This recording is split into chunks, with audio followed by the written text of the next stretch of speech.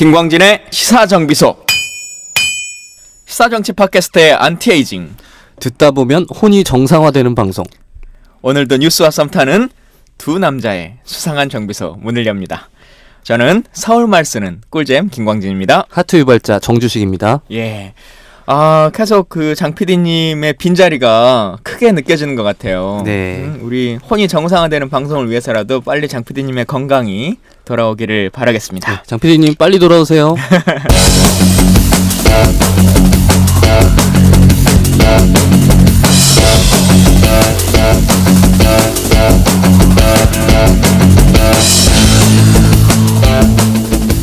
자, 오늘은 여러분들이 많이 기대하셨던 분입니다. 예고가 나가니까 많은 분들이 여러 궁금증들을 달아주시기도 하고 했었는데요.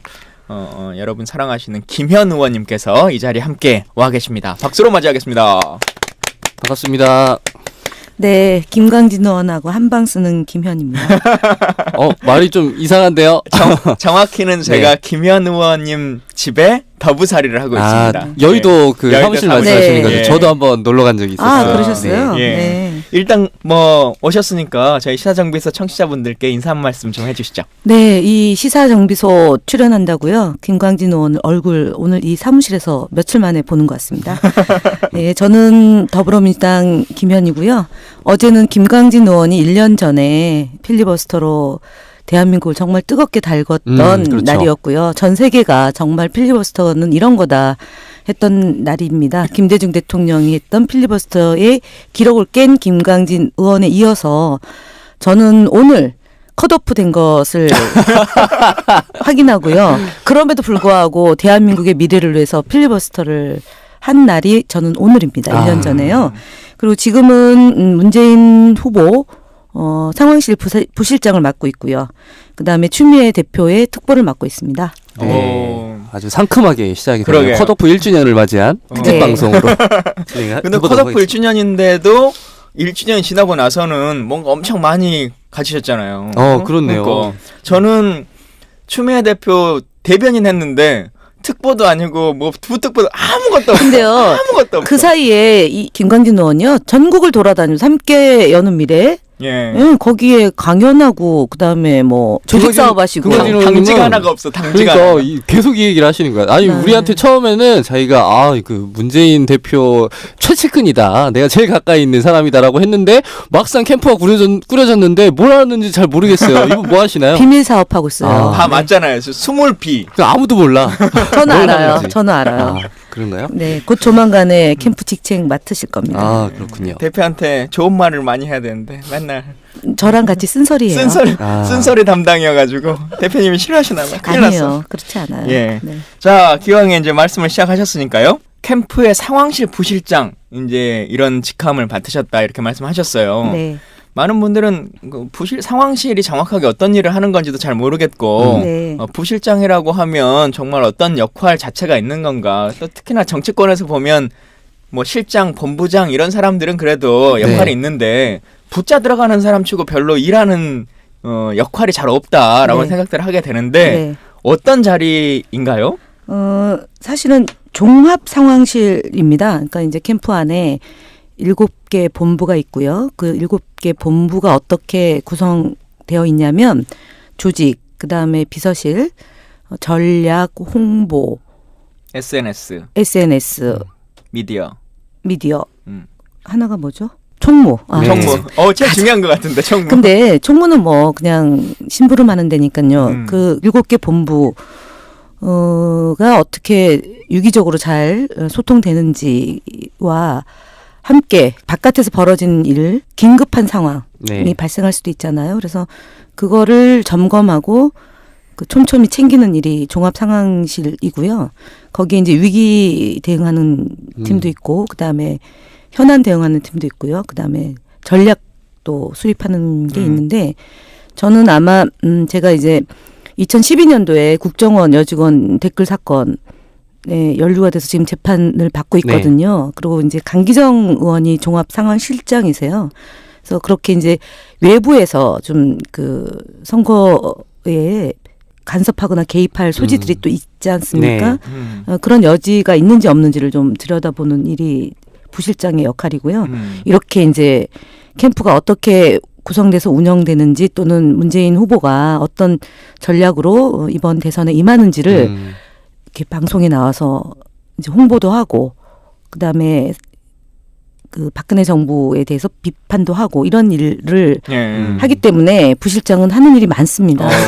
사무실에 박혀가지고 24시간 컴퓨터랑 씨름하는 일이 아니고요. 부실장이 네. 막 10명 이렇게 되는 거 아닙니까? 현재는 한 6명. 네. 많긴 많구나. 왜냐하면 현역 의원도 있고요. 그다음에 이제 각 그 파트별로 뭐 네. 조직을 담당한 분도 있고요.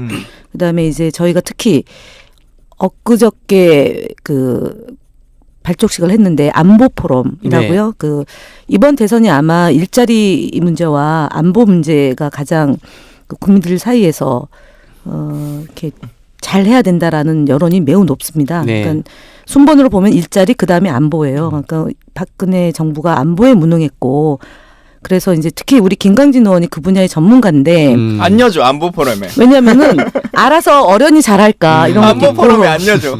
나 뭐 직책을 맡기면 문제가 있나 봐. 아, 큰일 났어. 너무 잘 싸워가지고 어르신들이 조금 좀 부담스러워하나요? 뭐 그건 아니고 제가 열심히 김강진 의원에 대해서 세일하고 있습니다. 너무 진짜 안보 포럼을 따로 만들어야겠어. 네. 청년 안보 포럼 어떨까요? 그러니까요. 네. 자, 그 기왕에 나왔으니까요. 이 방송 듣는 분들이 저도 그렇고 좀 헷갈리는 직책이 있어요. 뭐냐면 말씀하신 것처럼 상황실장이라고 하는 강기정 의원이 하는 상황실장이 있고 또 송영길 의원이 하는 그 종합 선대 본부장. 네. 그러면 그 두 사람이 거의 똑같은 일인 것 같은데. 그러니까 똑같지 않고요. 본부장은 그 누가 더 본부가 높은 사람입니까? 송영길 의원이 더 높죠. 그래요? 네, 더 높고 그다음에 강기정 의원은요. 사실은 뭐라고 해야 되나 이제 청와대 시스템으로 보면 비서실장이 있고 그다음에 국정상황실이라는 게 있어요. 네. 국정상황실은 그 이제 하부 단위가 워낙 많죠. 뭐 군도 있고 국정원도 들어오고 검찰 그다음에 행정부의 각 파트가 들어오는데 그것을 유기적으로 잘 이제 실무적으로 관장하는 게 이제 상황실이라고 보면 되고요. 그 위에 이제 비서실장이 또 있는 거죠. 그래서 물론 캠프 안에 비서실 또 임종석 비서실장이 있지만 대선이라는 그 선거는 굉장히 큰 선거거든요. 저희가 네. 투표소만 하더라도 19,000개가 이제 해서 유권자들이 투표를 하는 거이만큼 그다음에 저희가 지역위원장이 253개 네. 지역위원회잖아요. 그거는 이제 공조직이 그렇고 이제 뭐 직능 조직도 있고 부분별 조직도 있고 이제 이런 재반의 조직들이 잘 작동되는 거를 조직본부에서도 하지만 조직본부가 또 사고 없이 되는지를 앞에서 뒤에서 이렇게 챙겨보는 일이죠. 그러니까 뭐라고 되나 민원실이라고 보면 되나요? 예. 그러니까 빨리 제 민원부터 좀 해결해 주세요. 알겠습니다. 네. 자, 종합 상황실이 그 외부적인 어떤 위기에 대응하는 역할도 한다 하셨는데 네. 어제 이런 보도가 나왔잖아요. 그 문재인 캠프의 어떤 예비 내각 뭐 이런 그거는 리스트가 이제, 발표가 됐는데 법적 조치를 하겠다라고 어저께 김경수 대변인이 발표를 했고요. 그다음에 법률 자문을 지금 구하고 있고요. 네. 이제 곧 조만간 이제 법적으로 책임을 그러니까 최초에 유포한 사람, 그다음에 날른 사람까지 포함해서 근데 책임을 정확하게 묻겠다는 예비 거죠. 내각이라 그러면 약간 장 차관 인사를 이렇게 쭉 네. 기사화했으면 그래도 예비 내각이라고 하는 말이 근데 맞을 것 같은데 어제는 그냥 캠프에 있는 사람들을 청와대 직제로만 바꿔가지고 그냥 막 이렇게 아니에요. 쓴것 장관도 같아. 있고요. 그다음에 청와대도 있는데 매우 소상히 아는 분이에요. 왜냐하면 청와대 그 이제 명단 나온 걸 보면 그 분들은 사실은 어찌 보면 이제 탄핵이 인용된다고 하고 60일 안에 대선을 치르잖아요. 그러면은 인수위가 없는 게 되기 때문에 청와대는 바로 그 파트 예를 들어서 이제 몇 개의 파트는 바로 업무를 봐야 되거든요. 네. 거기에 해당되는 수석과 실장에 대한 거고요. 이제 사람 김현 의원이 빼더라도 없던데. 그는 정말 다행입니다. 저를 보호해 주셔서 그분한테 정말 감사한 게 그게 어찌 보면은 많은 사람들한테 견제를 받게 하는 그렇죠. 거예요. 네. 그리고 이제 검증의 대상이 되는 그러니까 거죠. 리스트에 오르면 안 되는 거죠. 안 대부분. 된다고 보기보다는 어쨌든 구설수에 오르는 거고 네. 그래서 그것을 만들어서 이득을 보는 사람이 누군가를 그렇죠. 보면 만든 사람이 알 수 있다 누군지. 그래서 사실은 제가 그걸 명단을 보고 이게 이제 문재인 후보를 음해하는 거거든요. 그렇죠. 그다음에 그 주변에서 열심히 하시는 분들에 대해서 굉장히 안 좋게 이미지를 각인시키는 거기 때문에 이건 자리 욕심 반드시, 때문에 하는 사람처럼. 그래서 예. 이건 반드시 확인을 해서 더 이상 이런 일들이 안 생기게 캠프가 대응을 해야 되고 그 네. 대응을 지금 상황실이 하고 있습니다. 아, 근데 그러더라도 말씀하신 것처럼 인수위가 없고 바로 해야 되기 때문에 나름대로의 안은 다 짜져 있어야 되는 거 아니에요. 아닙니까? 그렇지 않고요. 탄핵이 인용되고 경선을 치러야 되잖아요. 후보도 확정이 안 됐으니까 후보가 확정이 되고 그다음에 후보가 등록해서 캠페인을 해야 되고요. 후보가 되는 순간 캠프에서 주도적으로 대선을 치르는 게 아니고 당과 의논해서 치러야 되거든요. 그래서 추미애 대표를 포함한 지도부가 이미 있고 그래서 더불어민주당의 후보가 확정되는 분이 당과 선거를 같이 치러야 되고요. 그런 이제 이후의 상황을 대비를 해야 되는 것은 캠프에서 하는 게 아니고요. 네. 당에서 같이 해야 되기 때문에 지금 현재 이렇게 거론되는 것은 어찌 보면은 당과 캠프를 또 이간시키는 걸 수 있고요. 캠프 안에서는 열심히 하는 분들이 뭐지라고 생각하는 거기 때문에 그런 각도에서 보면 굉장히 아주 불순한 사람이 만든 추 대표께서 지난번에 선거 출마할 때 공약 중에 하나가 이 내각에 대한 추천권 이런 것도 정당이 네. 가질 수 있도록 하겠다. 그런 정당의 문화를 만들겠다라고 했으니까요. 그건 좀 지켜봐야 될 것 같고 네.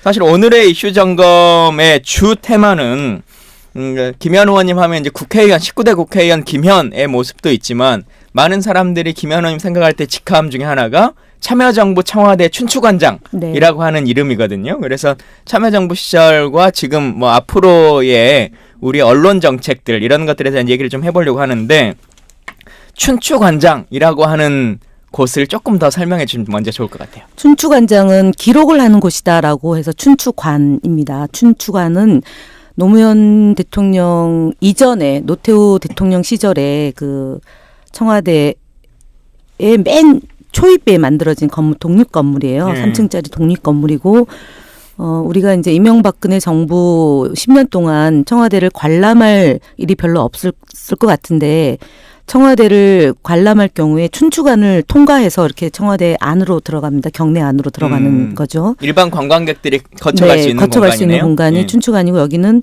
청와대를 취재하는 출입 기자들이 상시적으로 그 프레스룸이라고 보시면 돼요. 프레스센터예요. 청와대 출입 기자들을 하는 프레스센터고요. 여기는 대략 한 150에서 200명 가량 그 취재 기자와 그다음에 영상 사진 기자들이 그러니까 그 취재를 위해서 이제 있는 곳이고요. 그리고 춘추관장은 그렇게 등록되어 있는 기자들과 함께 한솥밥을 먹고 그분들의 취재 편의를 제공해 주는 역할이 춘추관장이고 그 이전의 정부에서는 대부분 남성이 했고요. 그다음에 이명박근혜 정부 때도 아마 다 남자가 춘추관장을 했는데 그렇게 보면 현재까지 그 대한민국의 그 정부 탄생 이래로 최초의 여성 춘추관장이자 아마 현재까지는 마지막 여성 춘추관장일 것 같습니다. 예. 춘추관장이 왜 남자가 하냐면 좀 이렇게 기자들이 거칠기도 하고요. 그다음에 청와대라는 것이 과거의 습성으로 보면 언론사와 그 청와대의 어찌 보면 가교 역할을 하는 네. 거예요. 그러니까 술도도 같이 먹고 민원을 하고, 민원을 예. 해결하는 곳인데 술도 먹고 옛날에 뭐 골프도 치고 그리고 뭐 더 심지어는 뭐 등등이 있는 곳이죠. 근데 그거를 노무현 대통령은 다 없앴죠. 골프 접대 없앴고 양주 폭탄을 못 먹게 했습니다. 그래서 네. 최소한이 소주 폭탄이고 그다음에 기자들과는 건전한 긴장 관계를 유지하라고 했기 때문에 여성이 해도 적합할 수 있겠다라고 대통령이 여러 사람들을 추천을 받았는데 그 여성이 해도 되고 그다음에 나이 어려도 상관없다. 그때 나이가 몇 살이셨어요? 38이었어요. 38. 그러니까 근데 뭐 이해찬 총리는 36살에 최초에 국회의원을 하셨기 때문에 예. 사실은 저는 38 31 했어요. 31. 31 때 잠깐만 말이 더듬어져. 31 때 청년 비례대표가 됐는데 그 비례대표가 될 수 있었던 것도 이해찬 총리가 혁신과 통합과 이제 당이 합치면서 청년 비례대표를 그 직접 선출하는 그 방식으로 제안을 했고 그것을 당에서 이제 한 건데 어쨌든 제가 이제 최초의 여성 춘추관장을 했고 아까 말씀드렸던 건전한 긴장 관계로 언론인과 이제 해야 된다 그러고 가판을 없앴죠. 저희가 가판이라고 하는 것은 지금도 이제 인터넷상으로는 볼 수 있는데 그때는 가판이 종이로 다 만들어져서 네. 동아일보 길 앞에 사옥 붙이는 앞에 거. 예. 아니 그거 말고요. 그러니까 그거를 이제 광화문 인근에 정부와 기관 그다음에 기업체들한테 배포를 해요. 아 그게 그렇군요. 저희는 그냥 가판이라 그러면 언론사 앞에 가면 펼쳐놓잖아요. 붙여가지고. 아니고요. 그게 가판인 줄 알았어요. 그게 이제 16개 언론사가 미리 신문을 찍는 거예요. 그러니까 예를 들어서 내일 아침에 신문이 나오면 그 전날 6시에 신문이 이미 나와요. 그래서 이 신문이 1차가 나오는 거를 그 이제 나오고 그다음에 지방판이 또 있는 거예요. 지방판으로 이제 배달되는 게 있고 그다음에 수도권판이 있고요. 그다음에 이제 최종적으로 새벽 4시에 광화문판이 있어요. 그러니까 신문을 굉장히 여러 번을 찍어내는데 그 이유는 뭐냐면 일단 설 익은 밥. 그러니까 미리 이 신문을 만들어내서 눈치 보게 만드는 거죠. 길들이는 거예요. 그래서 기업과 관련된 보도가 잘못된 보도가 있을 수 있고요. 네. 그러면은 기업체의 홍보 담당하는 사람들이 그 언론사를 찾아갑니다. 그 기자를 찾아가서 사실관계를 바로 잡습니다. 그리고 밥 사고 술 사고 촌지 주고요. 그런 문화를 만들었던 게 가판이에요. 신문에서. 그래서 그걸 없애는 추세가 우리가 그러니까 정권 교체하기 전에 네. 한두 군데서 그걸 없애는데 청와대가 그걸 안 보겠다고 선언을 했어요. 가판을 안 보겠다. 네. 그렇게 되니까 정부기관도 못 보잖아요. 그러니까 자연히 이 가판이 없어진 거예요. 그리고 다음 날 아침에 신문의 내용이 잘못 나오면 정정 보도를 요청해라. 법적으로 해라. 그리고 밥 사고 술 사지 마라라는 게 이제 소위 말하는 언론 문화를 새롭게 바꾼 게 노무현 대통령이에요. 근데 그렇게 하고 나서 박근혜 이명박 정권 때는 다시 회귀한 것 같으세요? 아니면 한번 그렇게 정해졌으니까 계속 그 시스템이 유지되고 있는 것 그래서 같으세요? 이제 이명박 대통령 후보 시절에 그 취재 시스템을 바꾸겠다. 그러니까 그 브리핑 제도를 없애고 방문 취재가 허용하죠. 사무실 허용 방문해서 대면 취재가 가능토록 하겠다라고 했는데 그대로 놔뒀어요. 그러니까 노무현을 다 없애라라는 게 당시 이명박 정부의 기조였는데 유일하게 그 노무현 정부가 했던 것 중에 취재 방식은 그대로 했습니다. 왜냐하면 그 방식이 가장 선진화된 방식이거든요. 네. 왜냐하면 예를 들어서 그 이런 거죠. 김광진 의원이 국회의원인데 김광진 의원이 직무 공간이 있지 않습니까? 그 공간 안에 기자들이 들어와서 책상 위에 있는 자료들을 봐요. 그래서 예전에는 가져가기도 하고 뭐 그렇게 하는 거죠. 근데 그거는 사실은 몇 날 며칠 몇 시에 약속해서 올 수도 있지만 그냥 뭐 기자와 취재원의 관계는 부지불식간에 형성이 될 수도 네. 있거든요. 그래서 사실은 예전에 어떤 일들이 많았냐면 뭐 그 정부에서 추진 단계, 검토 단계 이런 것들이 언론에 흘려나가서 보도가 돼서 그것이 이제 막 검증이 되기도 하고 뭐 그 또 중단이 되기도 하고 이랬던 사례들이 굉장히 많아요. 네.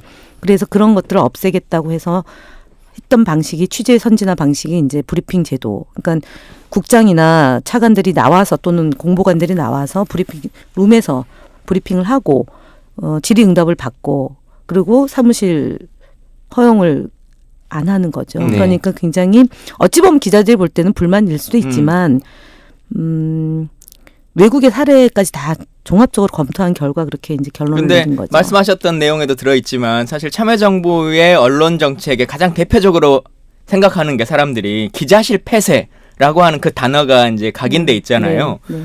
그것이 과연 기자실을 폐쇄하는 게 맞느냐라고 하는 생각들이 있는데 어떻게 생각 드세요?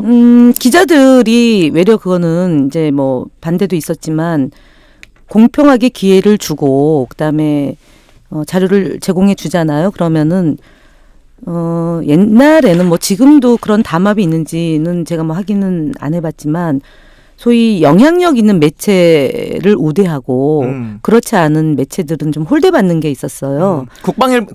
국방부도 맨날 조선일보하고 연합한테만 줘. 네, 요즘도 그러니까 기사를. 예전에는 그런 게 사실은 특종 개념이 별로 없었어요. 저희 때는 그렇기 때문에 현재 그 이제 기자실을 폐지했다라고 보면 안 되고요. 그러니까 이제 정부 종합청사 안에 지금 예를 보건복지부 담당하는 기자가 있다 그러면 브리핑 룸이 있고 송고하는 부스가 다 있어요. 그런데 사무실에 뭐 무시로 들락거리어서 취재하는 방식보다는 브리핑 룸에서 네. 와서 이제 그 공직자가 와서 취재에 응하고 그다음에 자료를 제공해주고 공평하게 취재 지원을 하는 거기 때문에 기자실을 없앴다기보다는 브리핑 룸 그다음에 기자실 있어요. 네, 없지 않고 있고요.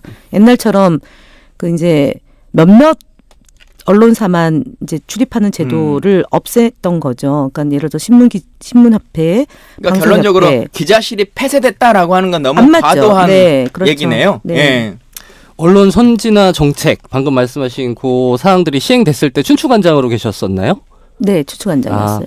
30대 여성 춘추관장으로 최초로 일을 하셨잖아요. 아까 말씀하셨던 것처럼 기자들이 상당히 거칠기도 하고 참 다루기가 어려운 사람들이다라고 말씀하셨는데 근데 이분이 더 거칠어가지고. 그래서 그렇게 된 건가요? 촘촘해죠, 촘촘. 그래서 그러니까 30대 여성 춘추관장으로서 초반에 좀 어려움도 있으셨을 것 같아요.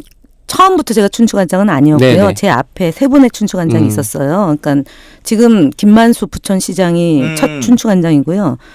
두 번째, 세 번째가 있었고 제가 네 번째였거든요. 네. 근데 거기에 수식어를 하나 더 붙이면 최장수 춘추관장인데 사실은 저는 이제 기자들하고 청와대에서 처음 만난 게 아니고 네.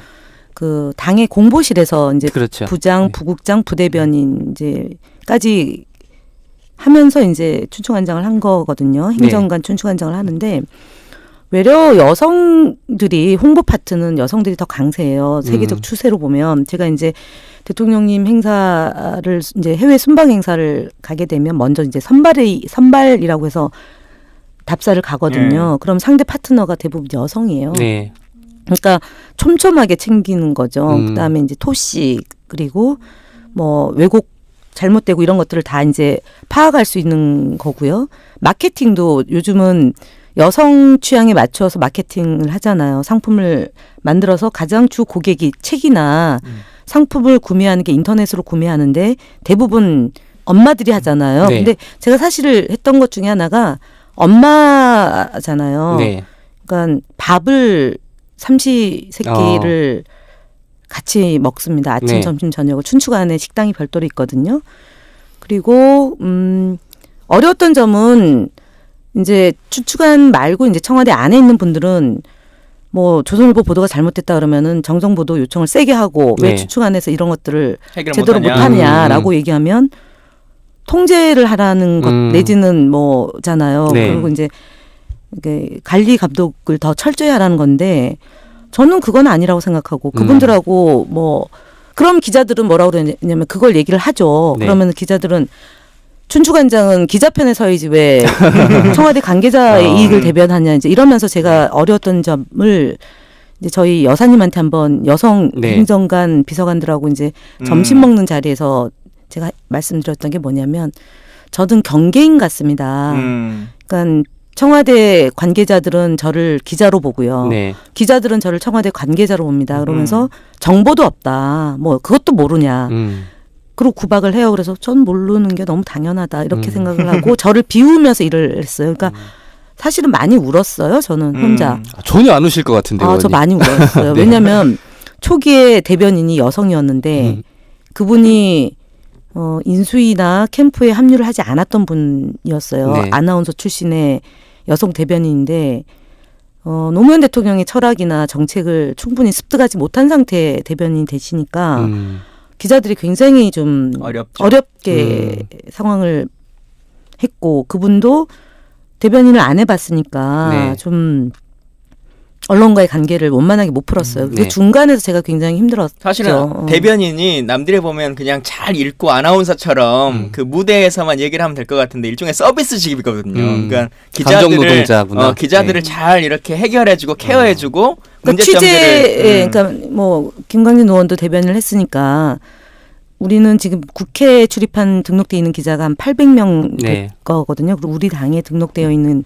기자 숫자가 한 400에서 450명 가량 되는데 그 기자들이 쏟아낸다고 생각을 해보세요. 전화를 한다. 그러면 이제 최근에는 뭐 카톡방 만들어서 소통하고 뭐 부대변인이 여러 명 있으니까 파트별로 뭐 종편 담당 부대변인 뭐 인터넷 신문 뭐 예 그렇게 하는데 대변인은 그 기자들이 무엇을 궁금해하는지 가려운데도 긁어줘야 되고요. 불평 불만도 담아서 다 소화해내는 아주 만능 일꾼이어야 되거든요. 근데 이제 그때 가장 힘들었고 그리고 나서는 이제 건전한 긴장관계라는 게 말이 좋아서 건전한 긴장관계지 기자들하고 그 사안을 놓고 첨예하게 부딪히면 굉장히 어려운 일들이 많이 생겨요. 그래서 울기도 많이 울고 그랬죠. 그 건전한 긴장 관계가 그걸 유지하려고 노력하셨다 했는데 이번에 박근혜 정부의 그 언론 대응을 보면 이 건전한 긴장 관계가 전혀 유지가 되지 않은 것 같아요. 그러니까 종속 관계죠. 종속. 그렇죠. 예. 일례로 청와대 기자들이 정말 이상할 정도로 질문을 안 하잖아요. 이게 안 하는 건지 못 하는 건지 궁금해요. 저도 나중에 좀 확인이 필요한데요. 네. 이명박 정부 때부터 기자들이 수능 순치가 되는 것 같습니다. 그리고 이제 미디어법 처리되면서 종편이 출연하고 이명박 정부의 나팔수 역할을 한 거잖아요. 네. 그리고 기자들도 청와대 출입 기자들이 그렇게 얌전할 수가 없어요. 그러니까 너무 이상하잖아요. 그럼에도 불구하고 이명박 정부 때까지만 하더라도 질문하고 답변하고 했는데 박근혜 정부 들어서는 그게 훨씬 더 노골화됐다. 그래서 이게 왜 이러지라고 봤더니 공영방송이라고 얘기하는 소위 MBC가 이제 어저께 김장겸 그 정치부장 출신이 이제 사장이 됐는데 그런 식으로 이제 떡고물을 주둔 거죠 방송을. 그다음에 이제 그 소위 정상적인 언론인들은 잘라내고 해직시키고요. 그래서 이제 그러니까 탄압하고 그다음에 당근을 같이 쓴 거죠. 그래서 지금 청와대 출입 기자의 문제가 아니라 언론사의 문제이고요. 그리고 이것이 이제 영원할 줄 알았던 것 같습니다. 지난 총선 결과 이전 내에 놓고 보면 지금 최순실 사태를 보면 총선에서 야당이 패배해서 100석 미만으로 의석수를 갖게 되면 문재인 대선 후보는 집으로 가야 되고요. 내각제나 이원 집정부제로 해서 장기 집권 체제를 구축하려고 했던 것이 정부 여당과 일부 야당에서의 그 사실은 담합이라고 저는 보고요. 근데 그걸 국민들이 용케도 저희를 구해준 거죠. 그래서 123석 저희 더불어민주당이 얻게 됐고 정의당이 6석 그다음에 국민의당이 38석 해가지고 야대 국면을 만들어서 지금 여기까지 온 거지. 안 그랬으면 지금 언론의 환경, 기울어진 언론의 환경과 여대 야소였다면 또 국민들이 생각하고 염려하는 건 이 힘 빠져 있는 박근혜 대통령이 지금 이 시간까지도 그냥 수첩도 갖고 오지 마세요, 노트북도 가지고 오지 마세요 그러면 아무렇지도 않게 그냥 와가지고 있던 그 기자들이 다음 우리 민주정부가 또 들었으면 완전 또 벌떼처럼 질문하려고 그러고 왜 이렇게 그 언론 탄압하냐 그러고 막 외칠 거 아니냐라고 하는 걱정을 하시는 거잖아요. 근데 그래서 그러한 예 중에 하나가 최근에 보면 문재인 대표의 언론 정책이 너무 탄압적이다 뭐 하는 걸 관련해서 수행하는 기자들이 성명서를 막 내기도 하고 막 했다고 하는데 성명서 낸 건 아니고요. 이제 사건이 좀 있었고 저는 첫 번째로는 현장에 문재인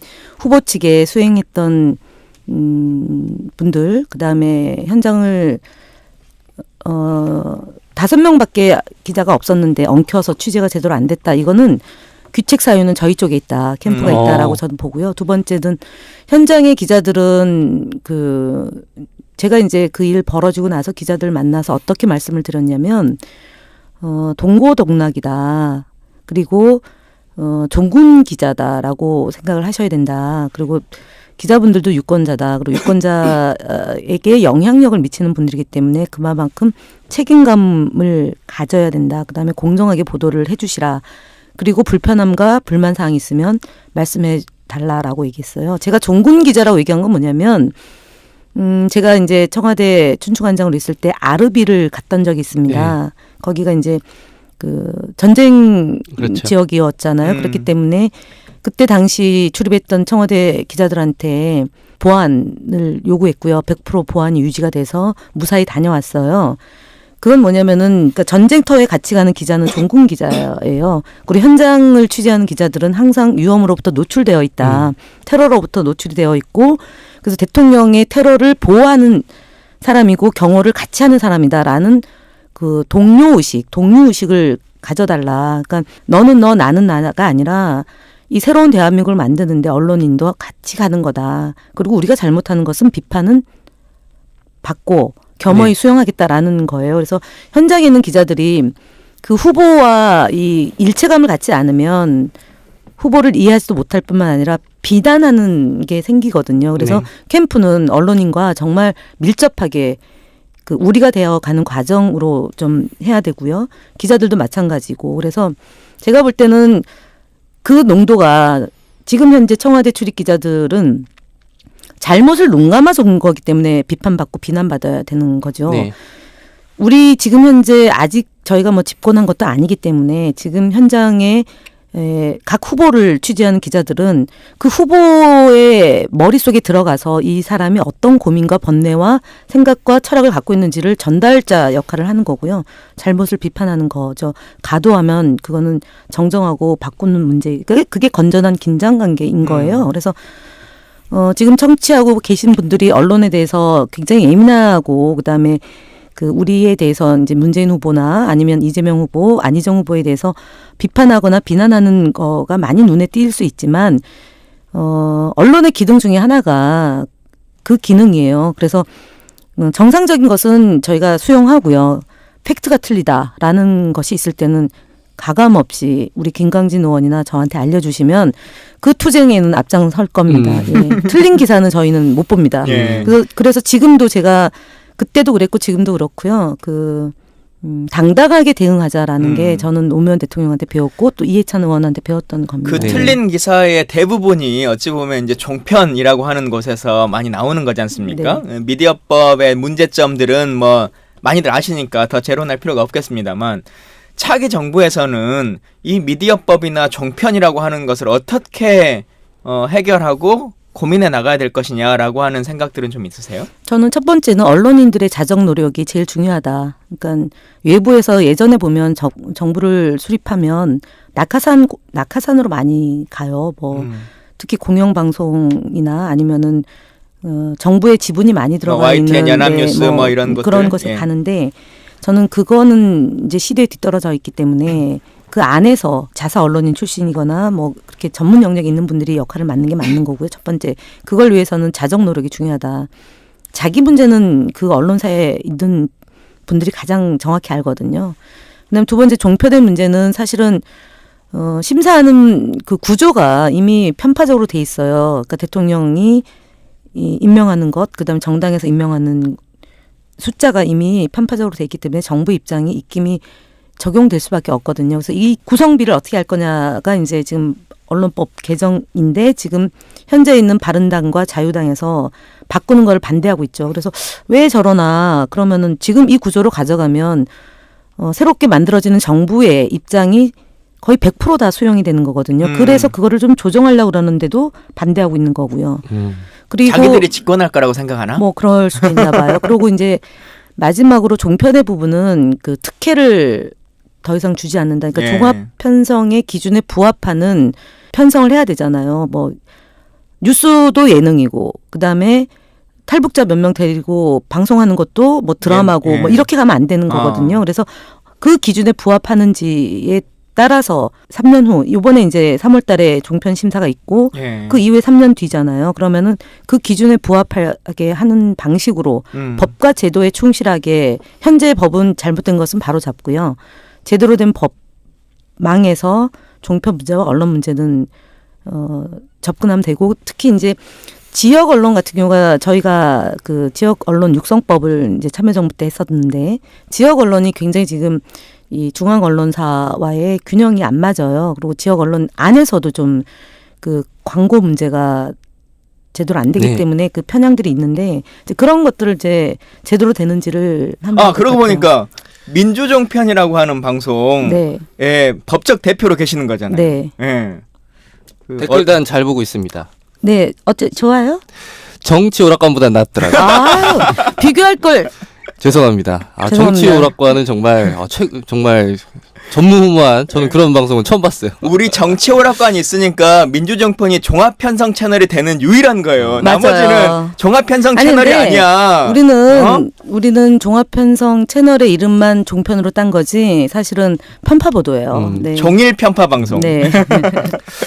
아까 어찌 보면 박근혜 정부가 언론 길들이기에 그들 입장에서 보면 성공을 한 거잖아요. 네, 그렇죠. 그러니까 완벽 성공한 거죠. 네. 당군과 채찍을 이용해서 참여정부 때도 그랬고 이 차기 정부에서도 그런 유혹이 있을 것 같아요. 그러니까 박근혜 정부가 성공했다는 건 권력의 의지만 가지면 충분히 할 수 있다는 얘기잖아요. 근데 잠깐만, 결국은 더해서 그런 의지를 가지면 그렇게 나쁘게도 할 수 있지만 또 우리 지지자들이 생각하는 게 참여정부 때 집권하고 나니까 다 권력 내려놓고 막 뭐하고 해가지고 결국 또 흔들리기만 한 거 아니냐라고 하는 얘기들이 많잖아요. 결국은 그 순간의 선택이 평생을 좌우한다고 순간적인 사탕 발림이 결국은 대한민국을 이 지경까지 추락시킨 거고 박근혜 대통령이 앞으로 갈 곳은 한 곳밖에 없잖아요. 그렇죠. 그러니까 언론이 제대로 감시를 했다면 이렇게 국력을 손실시키고 갈등과 분열 때문에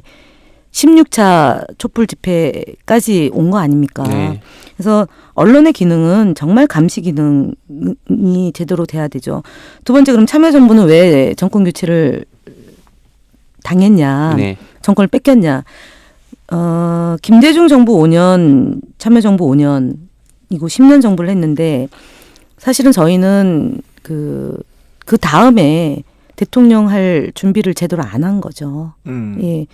그러니까 거기에 실패가 있었던 거고 당시에 참여정부의 국정 운영에 대한 지지도가 24%였어요. 네. 그러니까 마지막에 역대 어느 정부보다도 참여정부가 마지막까지 안정적으로 국정을 운영했는데 결국은 대통령에 뺏긴 이유는 10년에 대한 평가에서 새로운 인물에 대한 주기설을 읽지 않습니까? 네. 그게 있었고 이명박 대통령이 이제 BBK 등 여러 검증받을 게 있었는데 더 이상 이제 재벌과 언론이 이 소위 진보 정권 민주진보 정부가 더 계승하는 것에 대해서 극악하게 들어온 거잖아요. 네. 그래서 국정원에서의 공작도 있었고 그다음에 이명박 대통령 후보에 대해서 거의 대세론으로 굳어지니까 줄을 완벽하게 선 거죠.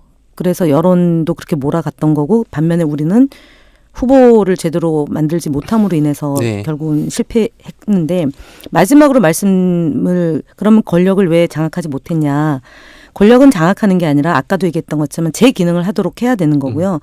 권력을 장악하는 게 중요하겠지만 5년 이후에 다음 정부까지도 우리가 가능하다라고 보면 길게 보면 13년, 짧게 보면 10년이잖아요. 개헌이 안 된다고 보면 10년이고 개헌이 된다고 보면 13년의 정부가 되는 거잖아요. 그렇게 장기적으로 놓고 우리가 플랜을 잡고 권력 기관을 제자리에 놓고 적폐청산을 하고 그다음에 재벌들의 그런 이익들을 그러니까 편파적인 것들을 바로 잡는다. 그러니까 얘기했던 게 청와대, 국정원, 경찰, 재벌개혁, 그다음에 복지 문제, 일자리, 국방개혁 이런 중요한 아젠다에 대해서 정말 믿고 맡기겠다라는 확실한 믿음과 신뢰만 있으면 저는 13년 또는 10년 안에 이 일을 해내야 된다고 봅니다. 네. 국정원 얘기를 하셨으니까 질문이 제가 드렸던 질문은 어떻게 하면 언론 권력을 장악할 수 있냐가 아니라 그런 유혹이 있을 거 아니에요. 정권을 잡으면 절대로 할 수가 없어요. 왜냐하면 네. 말씀드렸던 것처럼 저희는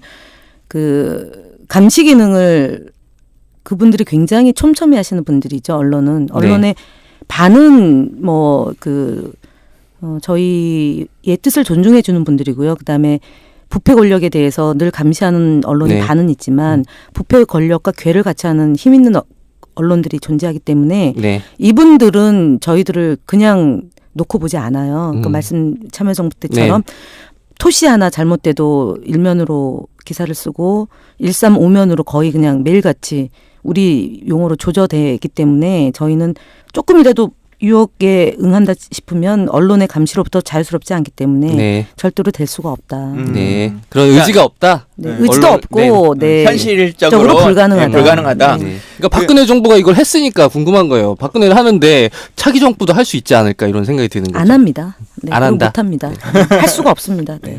그 국정원 얘기를 하셨으니까 사실 이제 저 같은 경우는 청와대나 아니면 여당으로서의 경험은 없는 상태이지만 의원님은 이제 그런 경험과 또 오랜 정당 경험이 있으신 거잖아요. 네. 국정원 개혁이라고 하는 거 우리가 말로는 많이 얘기하고 하는데 또 막상 정권을 잡고 뭐 하면 국정원의 힘이라고 하는 것도 무시할 수 없는 것일 것도 같고 그래서 그런 이야기도 조금 좀 들려주시면 좋겠고 두 번째는 지난 4년간 국정원으로부터 가장 많은 피해를 당한 분 중에 하나이실 텐데 이번 선거에서는 과연 국정원은 손 놓고 그냥 가만히 있을까라고 한 염려도 국민들이 많이 있거든요. 이거 어떻게 좀 판단하시는지. 일단은 상황실에서 가장 면밀히 체크하는 것 중에 하나가 그 정보기관의 이 개입이죠. 네. 그러니까 2012년도 뭐 여느 역대 선거에서도 다 개입을 했었는데 유일하게 다른 방식으로 개입했던 게 2007년도입니다. 그러니까 87년도는 뭐 야권이 분열해서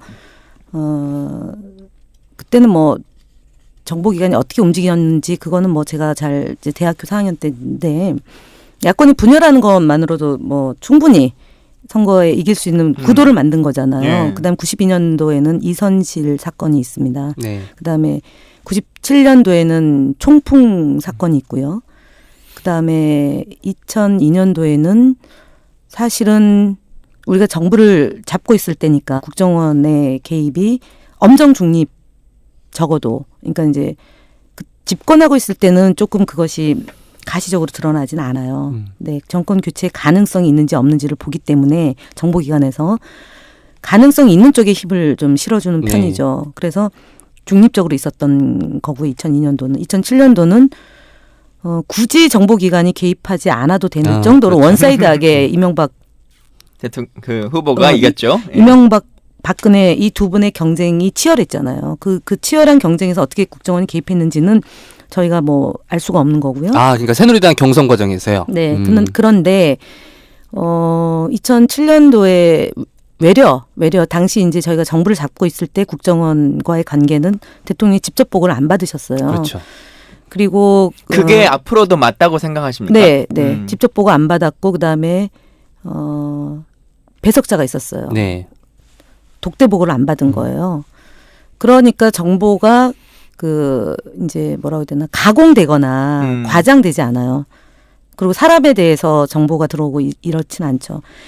다만 2007년도에 어떤 일이 있었냐면 국정원에 있었던 사람들이 이명박 쪽으로 붙은 거죠. 외려 될 것 될 것 같으니까. 같으니까. 인수위 때 그래서 당시 국정원장이 기억하시죠? 그때 당시 국정원장이 이명박 쪽에도 줄을 댔던 것이 차후에 밝혀지는 거잖아요. 이 인수위 때 보면.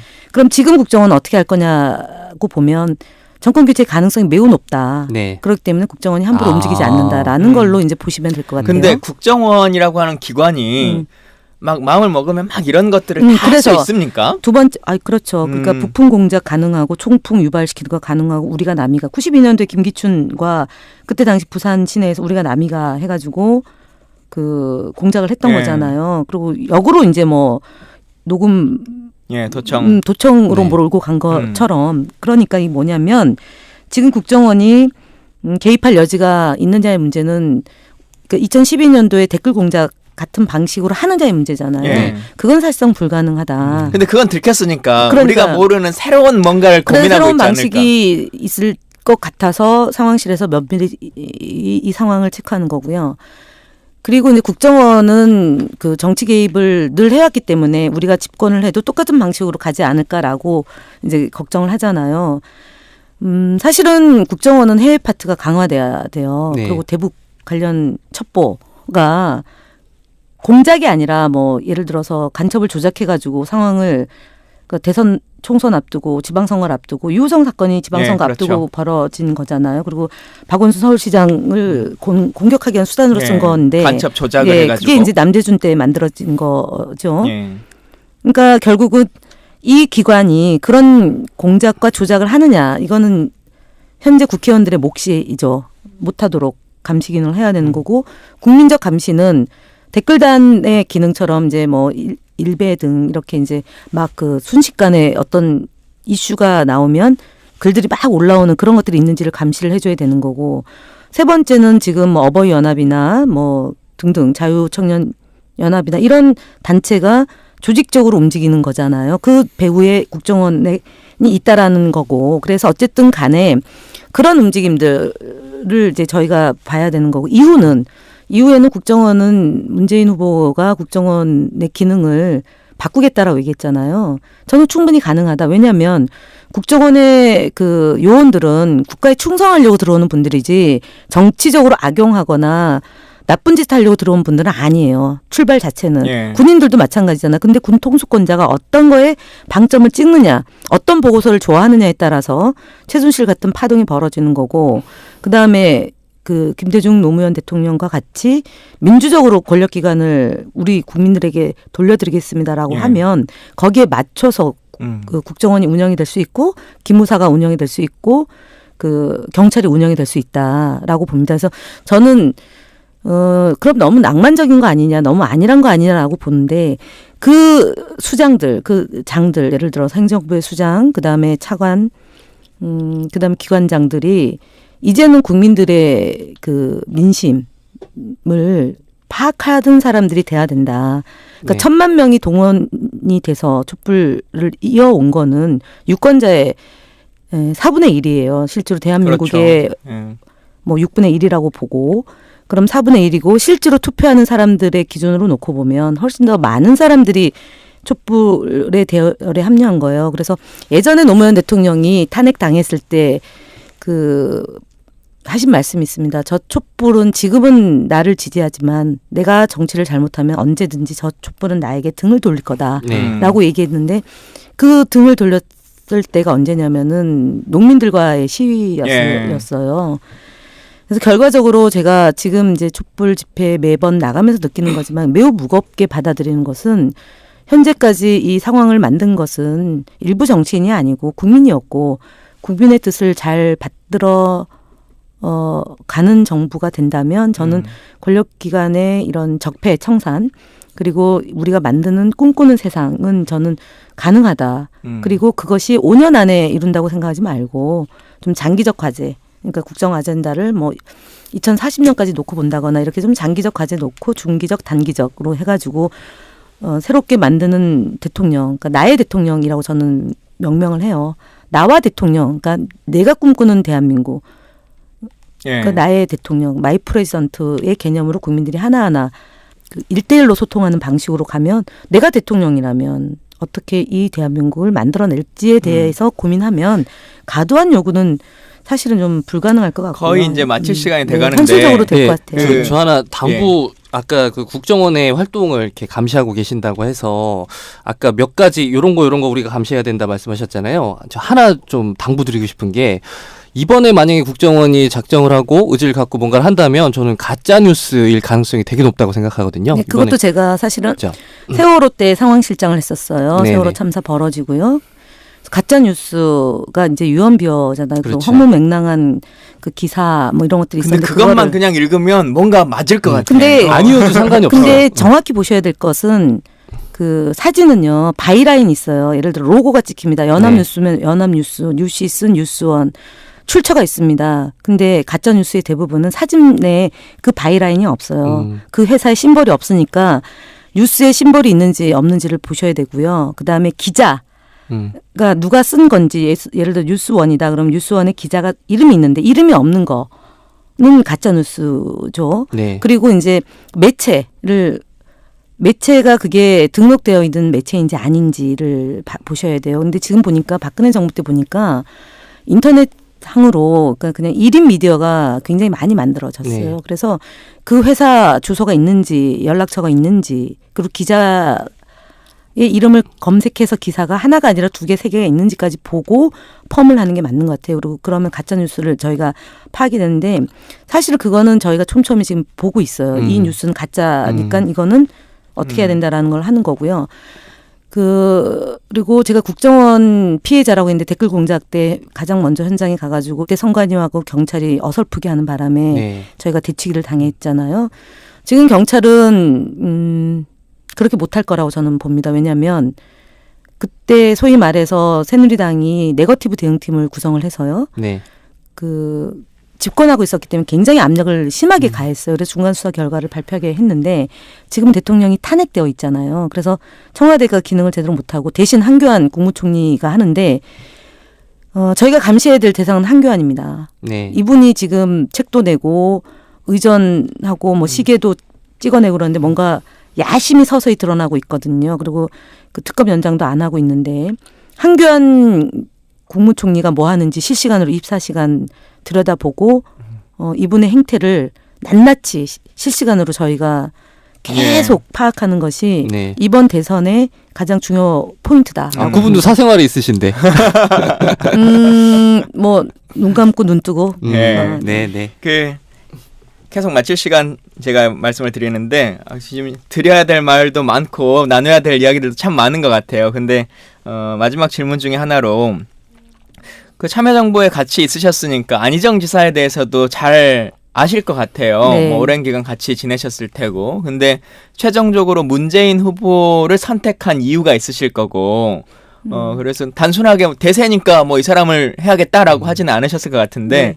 문재인 후보의 강점이라고 하는 것을 좀 청취자분들께 얘기해 주면 좋을 것 안희정 같고. 후보의 강점도 같이 말씀해 그러니까요. 주셔야죠. 네, 후보들의. 2007년도 잠깐만요. 그리고 저희가 시사 정비소이거든요. 네. 그래서 모든 사건들에 보면 이러이런 것들은 최소한 정비가 필요하다라고 하는 것들을 이야기하는 방송이에요. 그래서 문재인 후보나 안희정 후보 혹은 이재명 후보에게 이런 부분들은 조금 정비를 했으면 좋겠다라고 하는 네. 제안을 좀 해주시고 간단하게 좋겠습니다. 예, 정비소 정비해야 될 거는 공희 새 후보의 여성 정책과 여성 인력이 부족하다. 네. 부재하거나 부족하다. 그거 얘기 드리고 새 후보 공이다 그렇고요. 네. 그다음에 그 문재인 후보의 강점은 2007년도 패배에서 비롯된 거예요. 2007년도. 2007년도에 선거에서 졌던 이유가 후보 준비를 제가 제대로 못했다라는 네, 거잖아요. 그래서 2012년도 대선 때 2011년도에 이분이 이제 대선 후보로 나오게 된 과정인데 준비된 후보 검증해서 실수가 없어야 되고 그다음에 국정 운영 경험이 있어야 되고 네. 우리가 취약한 지역에서의 후보여야만 대선에 승리한다. 그게 이제 첫 번째 지역으로 보면 영남이다. 네. 두 번째는 이분은 깨끗하다. 세 번째 이분은 국정 운영 경험이 있기 때문에 준비된 후보다라고 해서 이제 2011년도에 이분을 대선 후보로 이제 저희 진영에서 네. 한 건데 그래서 2012년도에 진 거는 결과적으로 뭐 여러 이유가 있지만 우리의 판단할 때 준비가 부족했다. 두 번째는 박근혜 대통령 만들려고 했던 사람들보다 절실함이 부족했다. 네. 그다음에 세 번째 당의 그 역할을 없애버렸다. 이제 이거예요. 그래서 이번 대선은 당의 역할을 강화한다. 그리고 4년 동안 준비가 됐다. 검증이 됐다. 그리고 우리가 취약했던 곳에서의 후보이기 때문에 강점이 됐다라고 보는 거죠. 그러면 안희정 후보는 뭐냐? 이것을 역으로 보면 될 것 같고요. 그다음에 그 안희정 후보랑은 사실은 대학교 4학년 때 제가 처음 만났고요. 노무현 대통령이 대선 후보가 전혀 뭐 생각하지 못했을 때 저는 노무현이 대통령 된다라고 생각하고 당에서 일을 했고 네. 그 일을 제가 할 수 있도록 저를 도와주신 분이고요. 아까 얘기했던 2011년도에는 도지사를 했기 때문에 네. 문재인 대통령 후보 만들기에 제가 함께 동참을 했고 그것이 2017년까지 이어왔기 때문에 안희정 네. 후보랑은 함께하지 못하는 이유가 될 것 같습니다. 예. 그렇군요. 자, 이렇게 우리 김현 의원님 모시고 얘기 나눠봤는데, 진짜로 좀 아쉬운 것 같아요. 뭔가. 죄송합니다. 더 저희가 물어봐야 될 것도 많고, 국민 여러분들께서 궁금한 이야기들도 많이 있으실 것 같은데, 사실 지금 오늘 1시간 동안 얘기를 나눴지만, 4년간 의정활동 하셨던 여러 가지 이야기들, 그리고 그냥 정치적 현안 얘기만 했습니다만, 안행위원으로서의 계실 때의 역할들이나, 뭐, 이제 국정원과 관련한 정보위, 뭐, 이런 이야기들도 많이 들어볼 수 있을 만한 것들이 많은데. 또 불러주세요. 예, 좀 저도 아쉽다. 정부의 언론관에 대해서 여쭙고 싶은 게 굉장히 많았거든요. 네. 그리고 저희들이 실제 청와대나 아니면 국정 경험이나 이런 것들이 다 깊지 않기 때문에 현장의 이야기들을 이렇게 다 들으니까 참 의미 있고 좋았던 시간인 것 같은데요. 다음 시간에도 꼭 나와주시면 네, 좋겠다라고 하는 말씀 알겠습니다. 드리고 네. 겸해서 가장 친한 국회의원은 누가 있으세요? 가장 존경하는 분은 이해찬 의원이시고요. 예. 네. 지금 뭐 하세요? 민주당 외교안보통일 국정자문회의 의장으로 계셔요. 네. 그리고 세종시 국회의원이시고요. 네. 노무현재단 이사장이시고요. 네. 경선 과정에서 엄정 중립에 위치해 계시고요. 후보가 정해지면 열심히 하시겠다는 그래서 게 그렇게 입장이고요. 가까우시니까 네. 빨리 모시라고요? 시사정에서 알겠습니다. 모시겠다고 네, 얼른 딱 예. 확답을 해주세요. 네, 곧 모시겠습니다. 아, 네, 예. 김강진 의원을 굉장히 좋아합니다. 네.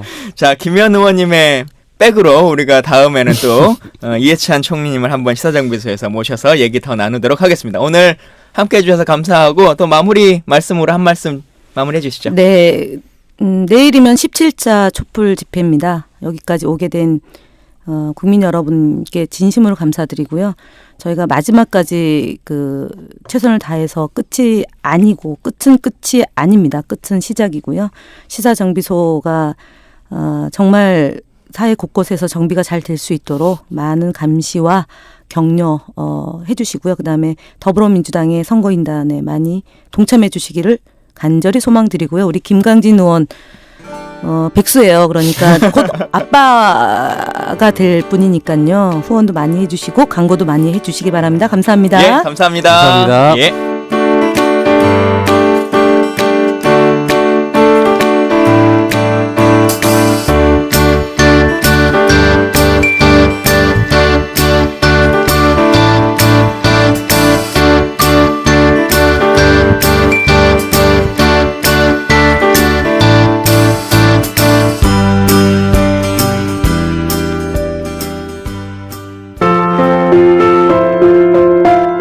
여러분, 오늘 방송 어떠셨어요? 저희 방송에 힘을 실어주고 싶다면 구독하기, 다운로드하기, 후기 남기기, 하트로 여러분의 마음을 표현해주세요. 그 마음에 힘입어 더욱 열심히 만들겠습니다. 다음 방송까지 안녕히 계세요.